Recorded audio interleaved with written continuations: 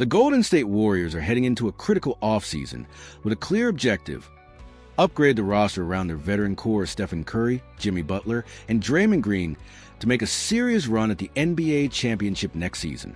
As we know, the Warriors made a significant move at last season's trade deadline by acquiring Jimmy Butler, creating a formidable new Big Three. This revamped squad managed to reach the second round of playoffs, where their journey ended in 5 games against the Minnesota Timberwolves, a series unfortunately impacted by a Game 1 injury to Stephen Curry.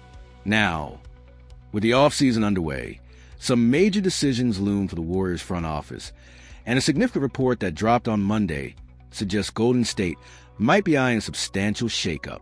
According to NBA insider Rob Murrows, the Golden State Warriors have reportedly internally discussed including promising young wing Moses Moody in sign-and-trade scenarios involving Jonathan Kuminga. Let's break this down. Jonathan Kuminga is a restricted free agent this summer. Given reports that he fell out of Steve Kerr's rotation at times, the Warriors might be looking to move on from the young forward via a sign-and-trade, which would allow them to get assets in return rather than potentially losing him for less or matching an offer sheet they're uncomfortable with. The really interesting part of Murrow's report is the inclusion of Moses Moody. If the Warriors are considering packaging both Kuminga and Moody, it signals they are likely hunting for a significant upgrade, potentially another star-level player or a collection of high-impact role players.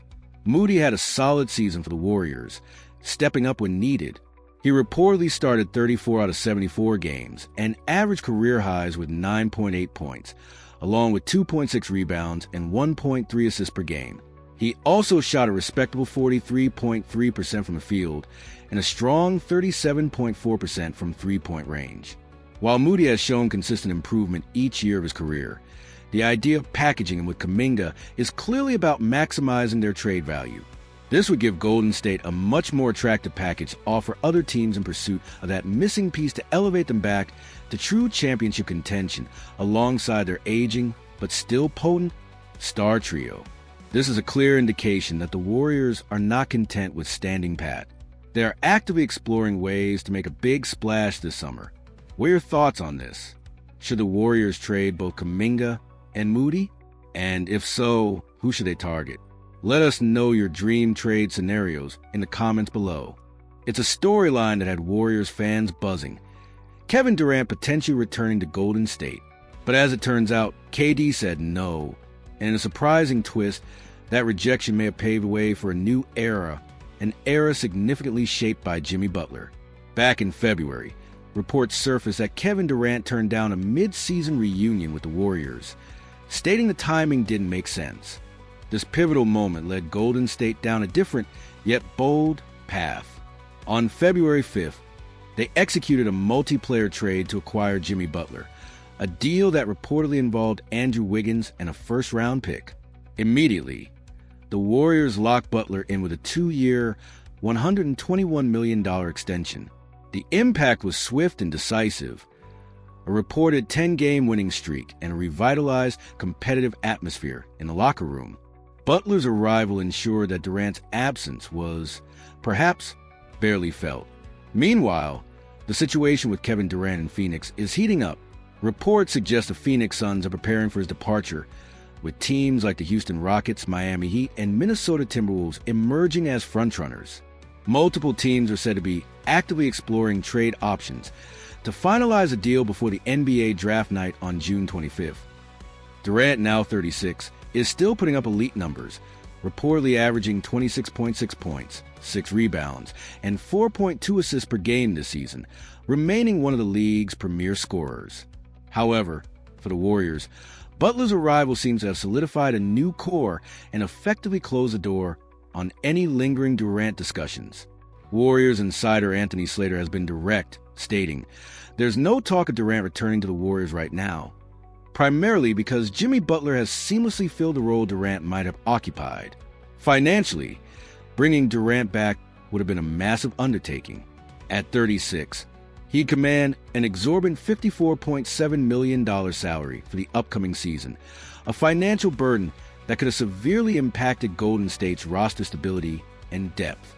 In contrast, Butler's $121 million extension, coupled with his elite two-way play, Scoring, defense, and leadership provide the Warriors with a clearer and perhaps more sustainable path forward.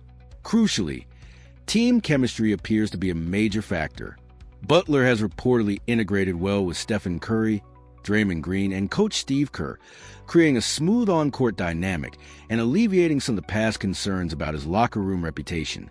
A trade for Durant would have likely required dismantling valuable parts of their rotation, potentially involving Draymond or significant depth pieces, just to make the salaries work, a move that could have disrupted the team right before a playoff push.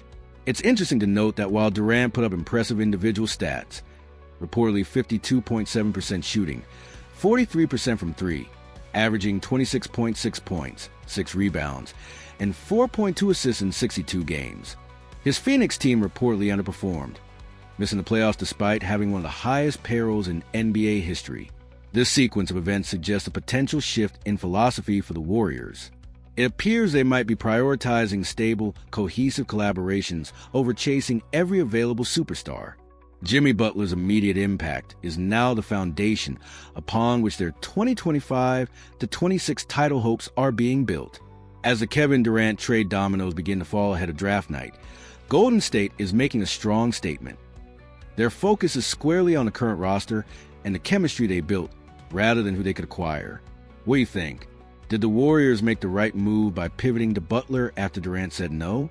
Is this new core with Butler, Curry, and Green a legitimate title contender? Let us know your thoughts in the comments.